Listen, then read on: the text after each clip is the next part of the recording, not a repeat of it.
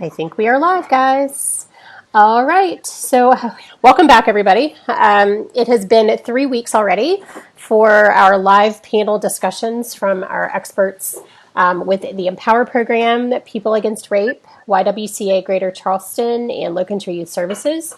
For those of you just joining us, I'm April Borkman of the Charleston Empower program.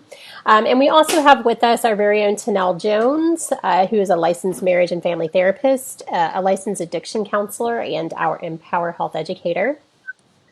We have Patrice Witherspoon, who's the health educator from the YWCA Greater Charleston. Brittany Green, follow-up victim advocate for People Against Rape. And Bradley Burris, the prevention and education coordinator at People Against Rape. And finally, we have Rajon Lewis, who's the executive director of Low Country Youth Services. If you tuned in last week, then you know we had some technical difficulties. We've already had technical difficulties today as well. But if we accidentally lose the feed, please hang in there for a minute or two. We're going to be actively trying to get it up and going again. So just hang out and wait for us to come back. Today, we're going to talk about why teens and young people have sex. For some of you, this might be a super uncomfortable topic. It's a necessary topic that we talk about. In some of our past videos, we talked about the importance of planning your goals and planning for the future. And so we hinted at the time about how some of the decisions that you're making now can affect your ability to reach those goals and dreams in the future. At least on the timeline that you have set for yourself. So we're going to talk a little bit more about that today. It's only natural that we talk about why teens and young people are having sex to begin with. So we are going to go ahead and get started. We're going to start with Tanel. And Tanel, you talked in the past about the importance of self-esteem and body image and body positivity. So can you tell us a little bit about how that plays a role in why teens and young people choose to have sex? Yes, I think it's because, sometimes self-esteem is attached to who you're able to connect to, who you're involved with. Can you pull somebody else's partner? And if they're having sex with you, that means that you must be popular or pretty or handsome. And so those things are important to make sure that you address, so that you're choosing to have sex because it's something that you really want to do that has nothing to do with improving how you see yourself. So I think that's important to know. And would anyone else like to comment there about how you view yourself and your self-esteem may affect certain decision making?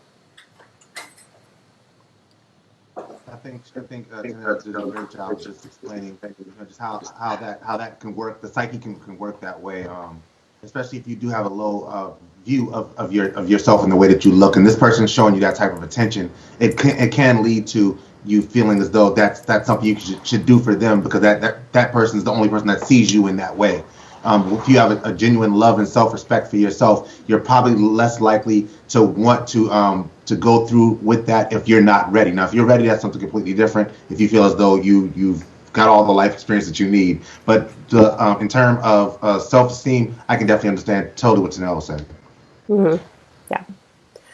Yeah, I mean, it does. It definitely starts with appreciating yourself and having respect for yourself, which is directly related to how you feel about yourself and your self-esteem. And if you don't have that, or if it's hurting in some way, then you may be more likely to make some decisions that you should and shouldn't make, that aren't the healthiest decisions for you.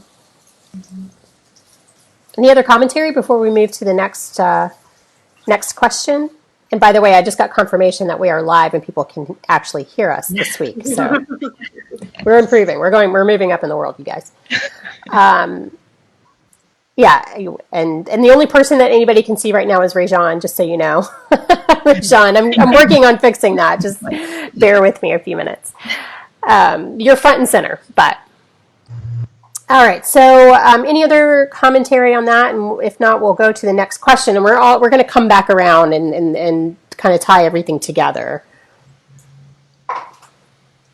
Okay.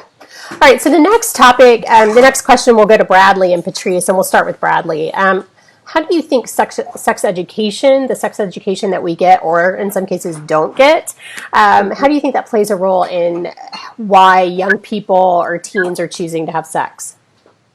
Yeah, so sex education may be the only sex information we're given without having to look for it ourselves. And what I mean by this is, if you are surrounded by a group of people, friends, family, and sex isn't a comfortable topic that you openly discuss, then oftentimes I think you're left to sex education classes for information. And when we think about the state of South Carolina, we know that abstinence only is often the subject that is most prominent. And Mm-hmm. I think that when we have a classroom of teens, adolescents, young adults, and we started off with abstinence only, they're likely going to go ahead and make a decision right there. Am I going to, wait until I'm married, till I'm an adult? What am I waiting for? And I think that when someone decides that at such a young age, abstinence is the way for me, I'm waiting, then they often go ahead and tune out and they miss a lot of important information about STIs, contraceptives. Um, and I especially think that, in the state of South Carolina, we recently overturned a law that did not allow any type of sex education that was not heterosexual, meaning between a boy and a girl, a man and a woman. And this is leaving out an entire population of people that have questions about sex that are not getting answered. So when we think about sex education class, it's often something I think that teens discuss amongst themselves, right? So you go to a sex education class, maybe it's a week, and you leave and you start to talk to your friends about it. You talk to your peers, maybe you talk to a partner, and you start to make these decisions. Am I ready? Am I waiting? And I think that leaving teens to educate other teens about sex. And I think a lot of misinformation gets spread. For example, I remember when I was in seventh grade, and after our sex education class, there was this one girl who told us that if we had sex without a condom and we drank Mountain Dew right after, we wouldn't. Now, all of us can say here that that is absolutely not true. That is a horrible piece of misinformation that could lead to unplanned pregnancy, just unhealthy sexual relationships in general. So I think that, sex education often doesn't go into the details that we need. And when we don't discuss the things that make us uncomfortable or, the actual information we need, then we leave opportunities for misinformation like Mountain Dew not causing pregnancy. Yeah. Oh, we've heard. I mean, as Empower, and being in, working directly with young people, providing sex education and reproductive health. We've heard all kinds of misnomers like the Mountain Dew and other things. And yeah, I mean, that does definitely seem to be. I mean, when you know better, you do better. And if you don't know and you're not being given that education, you're going to do based on that information that you're getting, and it's not always the best information out there. Patrice, did you have anything else to add to that? Yes, absolutely. Um, to continue what Bradley and you just said, like, yeah, working in this field, I have heard some really wild things, like wilder than I ever even heard growing up myself, thank God. Um, because maybe I would have believed some of them because I wasn't equipped with very comprehensive sex education from school. And what I think the system is not seeing is that uneducated youth and misinformed youth grow up to be uneducated adults and misinformed adults. I have witnessed adults co-sign on some of these ridiculous myths regarding STIs and pregnancy and things, and like wholeheartedly believe in these things because they just grew up to never get that education, and that is dangerous.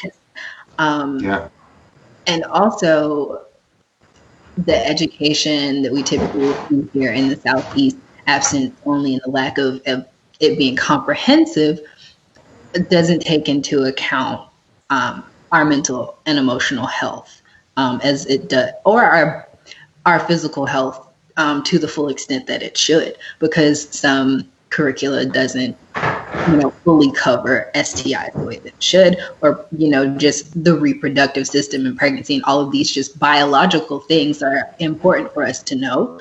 But then on the mental and emotional health side, comprehensive sex education teaches you how to communicate and how to navigate relationships and do things like that can protect your mental and emotional health in those states. And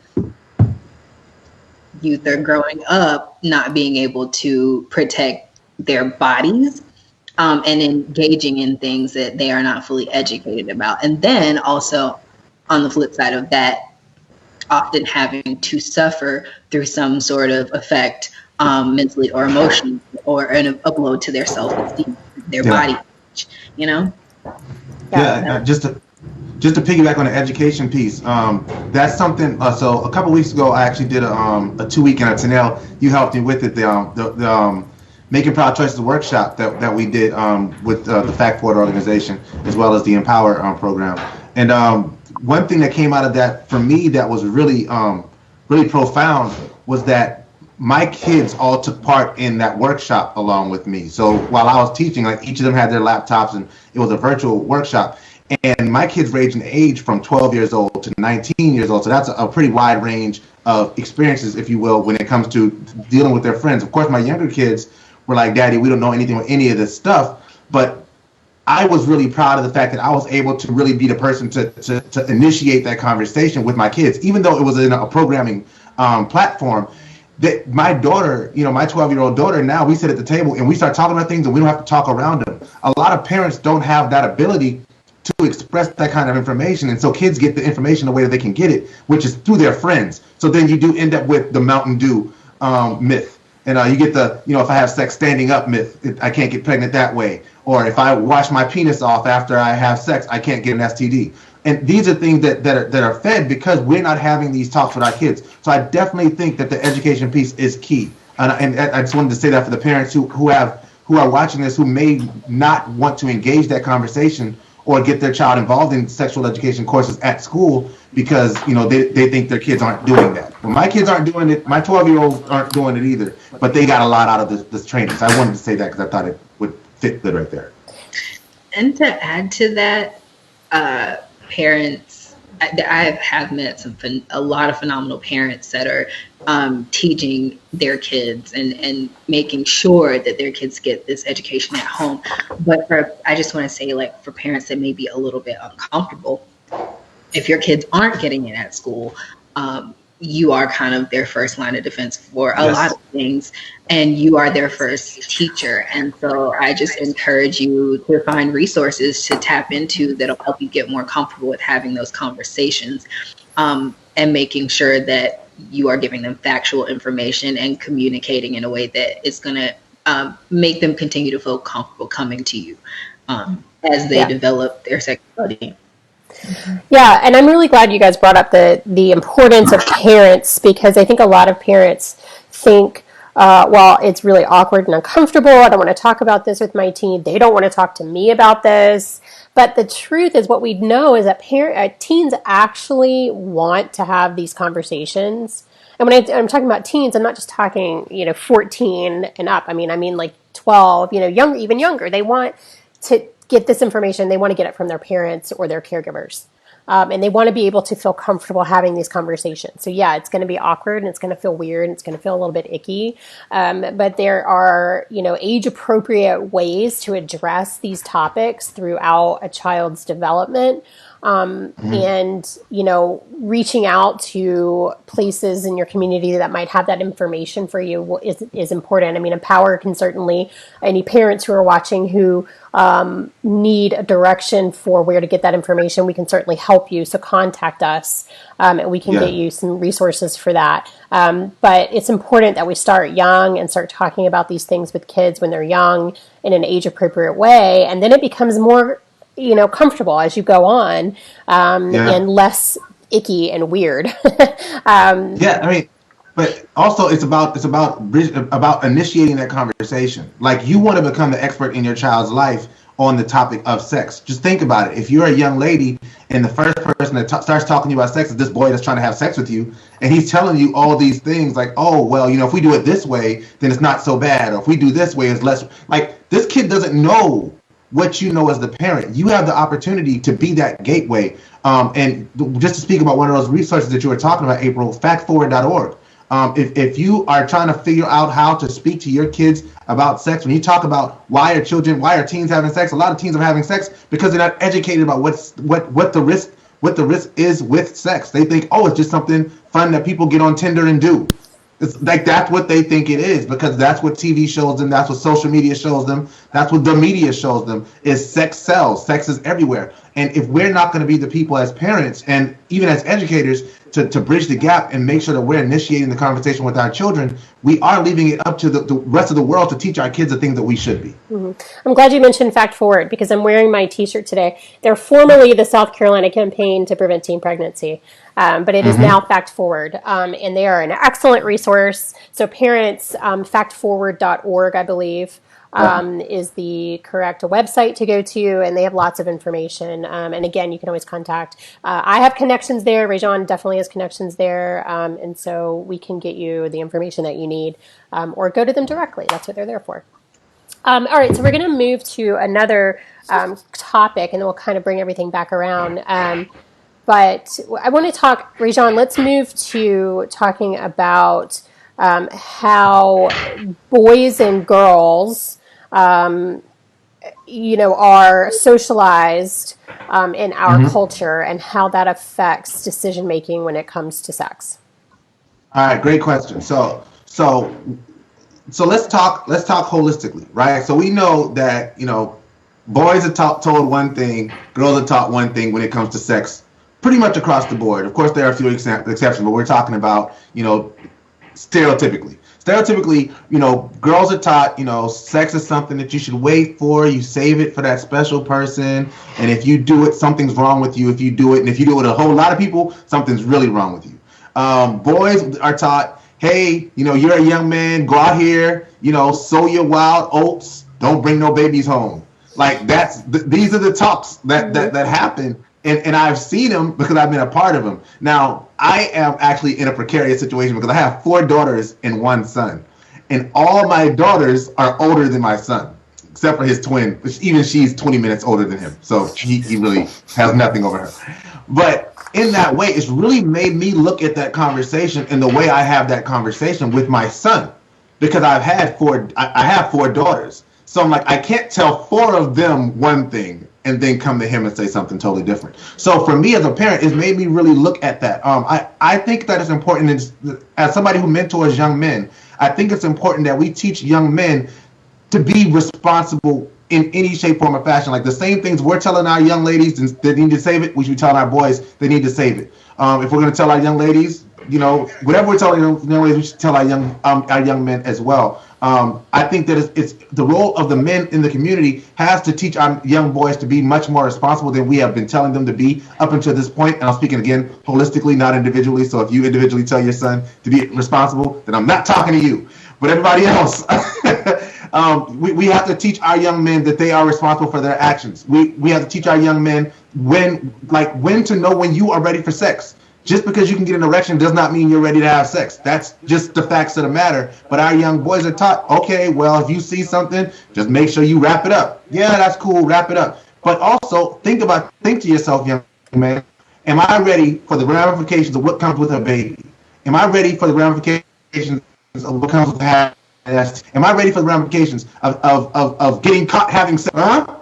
That's something we don't talk about. Like the simple fact that, if your parents knew you were having sex and you couldn't deal with that, you're probably not ready to have sex. These are things that we have to be considering and be talking to our young men about that we haven't.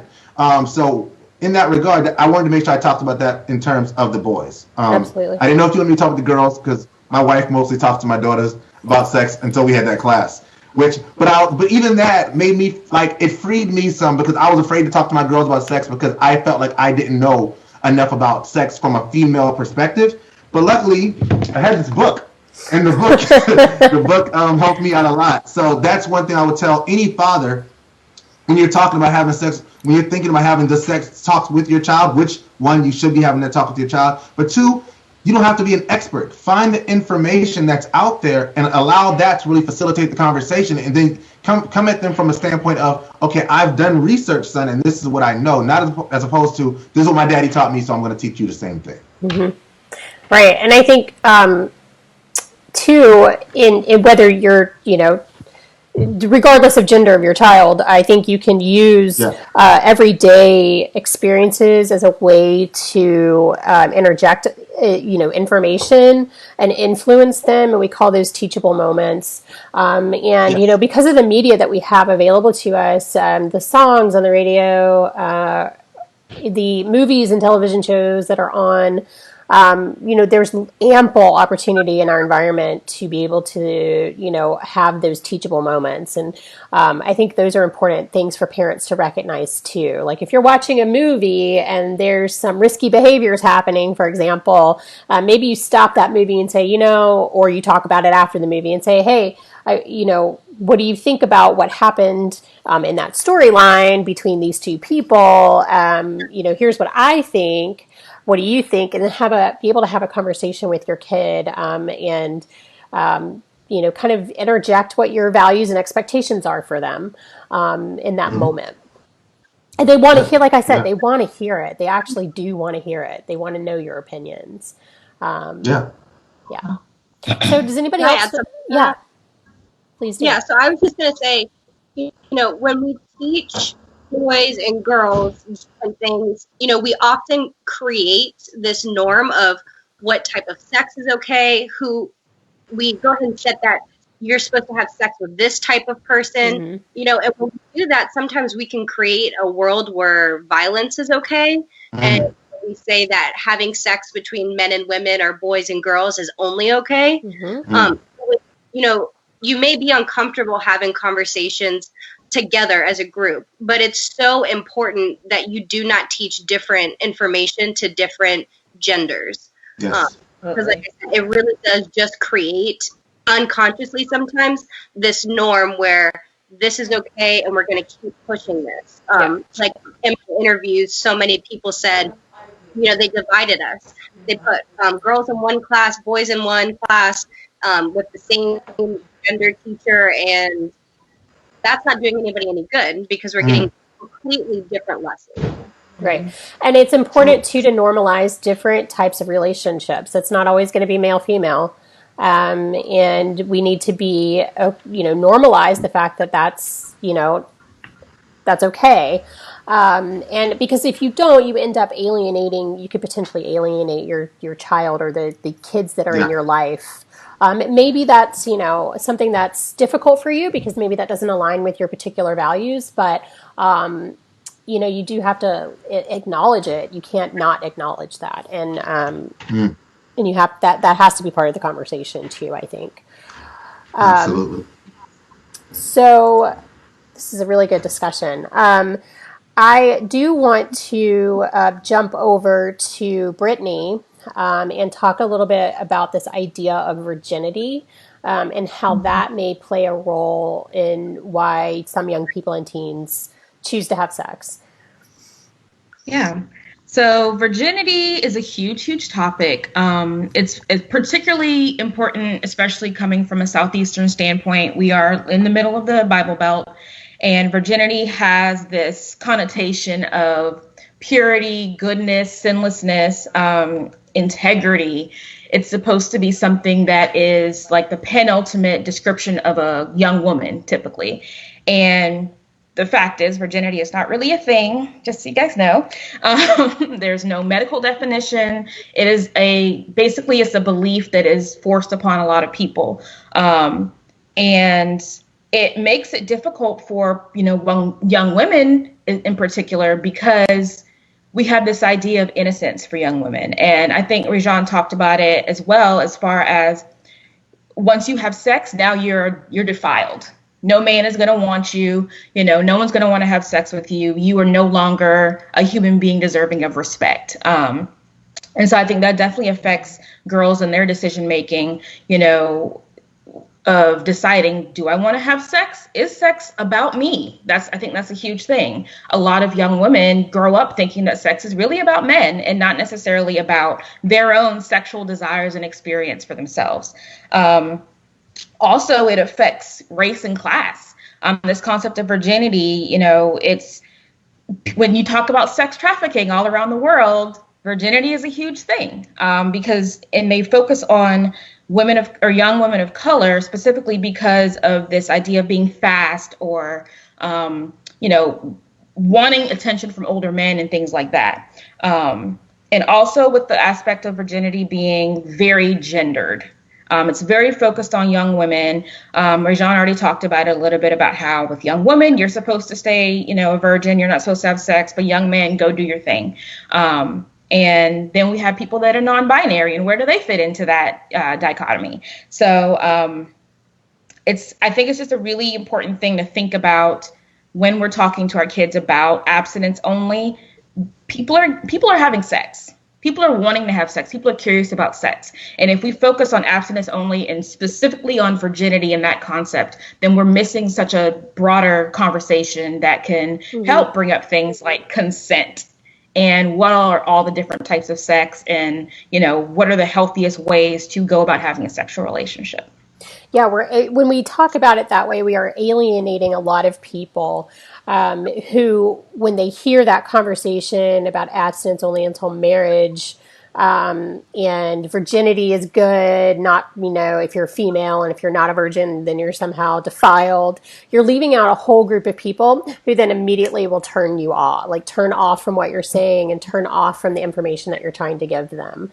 I mean, you may actually be trying to give them good information, but when you approach it from that angle, you're missing a whole audience, which is really unfortunate. So yeah, I mean, I'm glad you mentioned that.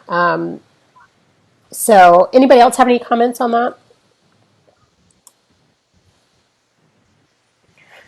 Something else you said, Brittany, which I think is important to note, is that there's people are having sex, and the young people are having sex, teens are having sex, and we know statistically that by the time teens graduate, about 50%, maybe a little bit less, have already had sex.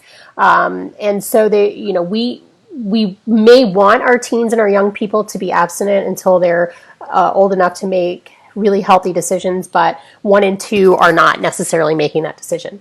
However, that said, I mean, people are having sex and teens are having sex, and they're not all having sex there's a reason why, right? I mean, it feels good. It's a bonding opportunity with a partner. I mean, there's a lot of positive reasons for why teens are having sex. But there's also a lot of negative reasons too. And I think that we just want to try to give as much information as we can to help those who are making help them navigate those decisions the best way they can. And that's really kind of what I wanted to say about that. But what are some other reasons why teens are having sex that are, they're not all having sex for bad reasons? I think a lot of it has to do with peer pressure. You have this idea, as even in middle school and high school, that you're not, you're not cool, or you're not whatever the word is, because you're not having sex. I think it's definitely a status thing for a lot of folks. Mm-hmm. Yeah. I think the other one is it's a milestone. It's almost like it's coming and people tell you it'll happen. So it's this almost anticipation to get this big event out of the way. Sometimes it's a rite of passage for people that's exciting, but sometimes it's also a very scary one. Mm-hmm. And also, we have to look at other reasons, less positive reasons. Things we don't really want to think about is that some teens and young people may be choosing to have sex because they are fearful of losing a relationship, or maybe in some cases they're being forced or coerced by a partner. So there's lots of good reasons why teens and young people may be choosing to have sex, but there's also some reasons that we have to look at that aren't as positive. Any other thoughts on that?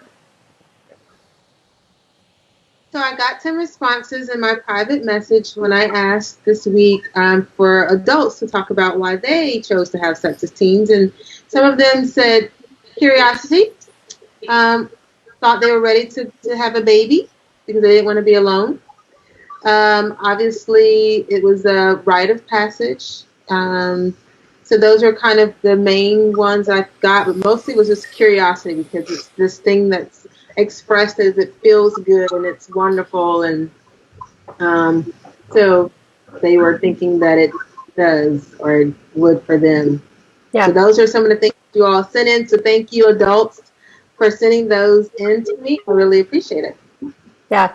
And that normalizes the decision too, right? I mean, that normalizes the decision that some young people are making. That it feels good. I mean, duh. Like with that, there's a reason why it feels good, or else we would never want to have sex and then we would never populate the earth, right? So from an evolutionary standpoint, yes, that I also kind of, I don't know if this is related. I do believe that the message may be that for men it feels good. I've had and worked with people who have gone years with women who've gone years without sex feeling good to them, but they were doing it because they were married and they thought they were supposed to, not even knowing that it is something that you can too enjoy. And so that's a whole nother conversation, a whole nother sex therapy conversation. But I just wanted to point that out. Like, it's supposed to be good.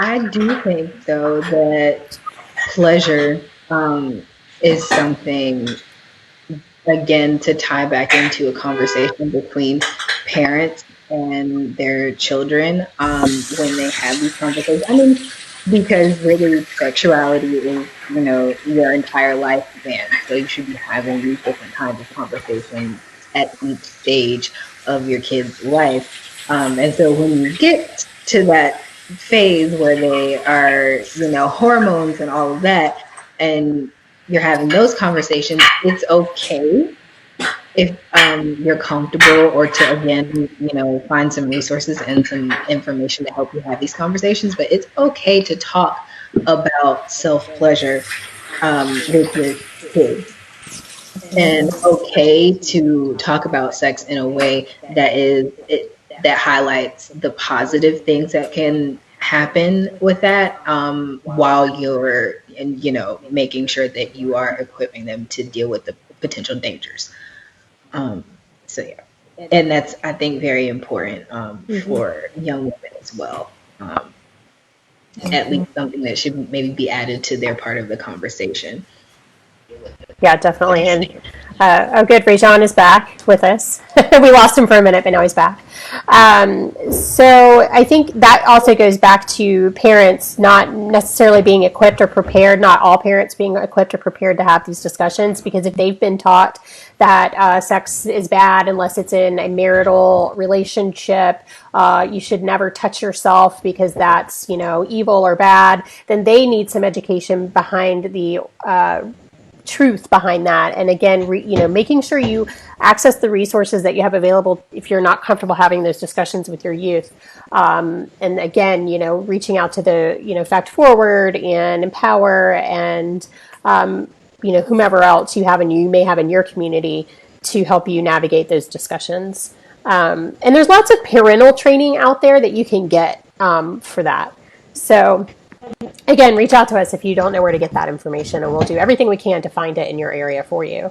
But I want to move into talking about, so we've talked a lot about the reasons why young people and teens are having sex, but what are some of these consequences? We've alluded to them, but let's put it out there. What are the consequences for teens and young people who are choosing to have sex? And how are these consequences potentially going to affect future planning that they may have for themselves? Well, I mean, some of the obvious consequences are, or what? Patrice, you tell us. The two concepts that you just talked about are essentially a reproductive life plan. Like, what are your goals and values and the things you want to do with your life, and how sex affects that. And boom, that is like your reproductive life plan. That's where you start. And then it gets into, then thinking about how an STI might affect those goals, especially if it's one that cannot be cured, how getting pregnant in a year or 3 years or 5 years will affect those goals. Yeah, and there's no reason why you shouldn't start a reproductive health plan for yourself young. I mean, Very, why not? Why absolutely. not start that as soon as, around what puberty, right? Would be a good time to start that plan. When do you think about it? When do you want to have kids? Maybe you want to have kids. Maybe you want to be a young parent. Maybe you don't. Maybe you're like me and don't want to have your own children. So, what can I do now to make sure that those things happen when I want them to happen and not before? Um, Yeah. yeah, and we're going to actually get into more of that meaty conversation in future panel discussions and videos. We're actually going to start talking about STIs and HIV and how they're transmitted, how to prevent unplanned pregnancy. And I also have to note that it's May, so it is Teen Pregnancy Prevention Month, and so this kind of goes with that whole awareness. And South Carolina does have we've gotten a lot better actually in the last 20 years. We've had a huge reduction in unplanned pregnancies in the last 20 years or so in our state, but we're still up there. We're still I think we're at like 15th in the country for unplanned pregnancy and teen pregnancy. So we still have a lot of work to do. Anything else is kind of going it back to consequences to making these decisions now and how they can affect your goals and dreams? Rajan, did you have any? I would think from the mental health perspective, obviously, it can impact health, whether you decide that you as a teen or young person want to have sex with someone, and let's say it was not a good experience, and how you feel about yourself. So maybe having a lot of shame, especially if people find out. Again, sometimes with knowing that we have sex, and let's say you have sex with maybe 3 people in a month, and people start talking about you, so then you feel shame. So there's a lot of mental health consequences that are very important to consider when choosing to have sex. So make sure you are thinking about that. And I mean, I guess just to piggyback right there. I mean, I know we've talked about the mental health aspects. We've talked about the goals and values, but pregnancy and STIs, like those definitely consequences that you could face from the choice of having unprotected sex, engaging in risky behaviors, and those things tie directly in. If you want to be a track star, we watched a video on if you go to the YouTube page, you'll see Tanisha and Shay. Both of them are track stars, and one gets pregnant. They're in a relationship. One gets pregnant. The boy is going off to college, and Tanisha's stuck with a baby. And it really, and I like the fact that in that video, they make a point of it to not tell you how it ends. It doesn't tell you the decisions that they make after it. It just presents you with the situation that there are these two people who are both track stars, who both are very talented, who both have top D1 level talent, but they engage in this activity because they're in love, and now they have decisions to make. And that's something that we definitely have to consider. As sad as it is, Tanisha doesn't have the same opportunity as Shay does in that situation, because Tanisha, at least for 9 months, can't do anything. Like, she can't go run track for any college. So no college is going to bring her in to run track for that. So if you're a young lady and these are things that you're considering, I'm not telling you that it's a bad idea for you to have sex. But what I am telling you is I want you to consider those things that come with it. Shay, on the other hand, yeah, Shay could take that scholarship and go off to college, but maybe Shay says, I can't leave my son, or I leave my child, the mother of my child, because my dad did that to me. So now Shay's life is also altered. I won't say ruined, but it's definitely altered. Parents who have had children at younger ages, when I had my first daughter, I was 19 years old. Even at 19, I was an adult. Legally, I was not ready to be a father, but thank God I did. But I'm just saying, like, that you may think I'm old enough to know everything that there is to know. Trust me, there's always more information. So you have to consider, when you're talking about your goals and your values, what are the things that you want to accomplish? How much easier will those things be? How much harder will those things be to do with a baby? All right, if you're 15 years old and you're having sex, boy or girl, how much easier is it going to be for you to live your life, to graduate high school and go on to whatever it is your dream job is with a baby at a young age? I would dare tell you, if you talk to your parents, you'll find out they went through some real hardships just to make sure that you're okay. So it's not going to be easier for you than it was for them. All right? Just keep those things in mind when we talk about the consequences of sex. And STDs, if you can't go sit inside a clinic, if you don't get yearly checkups, let's put it that way. If you don't get yearly checkups for basic stuff, you probably shouldn't be having sex, because you need to be having a STD, STI test at least every 6 months if you're having sex. At minimum every 6 months, because you want to make sure that you're not playing with your future. There's certain things that if you catch early, and this is something I'm pretty sure we'll get into in the weeks to come. There's some stuff you catch early, you have a better chance of fighting against it, for your body fighting against it. There's some things that you can have for 3 to 6 months without ever knowing you had it. That's a risk that you're taking every time you engage in the risky behavior of having sex without protection. I mean, even with protection, there's still risks. But without protection, you're really playing Russian roulette with your life. And that's something you have to consider. So I wanted to make sure that I did state that, because I know we were talking about the mental health stuff, but I wanted to make sure we also talk about pregnancy and STD. That's super. I'm so glad you got there on that, because that's going to be the topic of our next couple of sessions. So I kind of feel like that's a good place for us to stop. So we can pick that discussion up in a week or two when we get back to that. Are there any final comments that anybody wants to make before we wrap up today?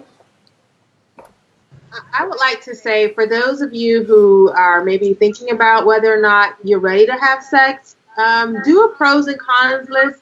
Ask yourself, what do you hope to get out of having sex? What are you looking to gain? What are you hoping to do for someone else? So just kind of prepare yourself to make the decision, just like you would of going to college, because regardless if it's 5 minutes, 30 minutes, sex is an important decision to make, whether you choose to have it. Even young adults, if you have had sex and you're not sure if you want to keep having sex, ask yourself, what is the benefit of me doing this in my life, whether you're in a relationship or not. It's totally okay. It's like with anything else. I also want to say, if you have thoughts about that you're not ready to have sex, but you are using alcohol or drugs, please be mindful that alcohol and drugs may make it easier for you to decide to have sex when you're not ready, especially in environments where people may be a little bit pushier. They're talking in your ear like, hey girl, you look hot in that skirt, all those different things. So please be mindful of that as well. Thanks, Janelle. That's really important too. And I'm sure that we'll talk more about that in our future discussions too, because alcohol and drug use play a large role in our decision making, whether you're young or old. It plays a role. It may make you more likely to do something you're not ready for. It may be less likely for you to use protection. So there's lots of implications to that. So awesome.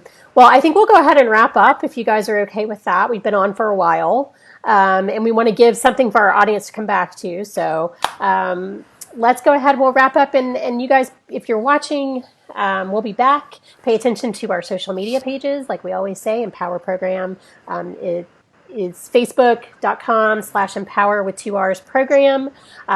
We are Empower 2014 on both Twitter and Instagram. So find us there. Also look for People Against Rape. Look for Low Country Youth Services and YWCA Greater Charleston. We are going to be posting all about, more videos, and we're going to be posting link to get back to our next Facebook Live. So we'll wrap it up there. Bye, everybody. Have a great weekend. Make proud choices, right? Make proud That's right. choices. Make proud choices. All right. Bye.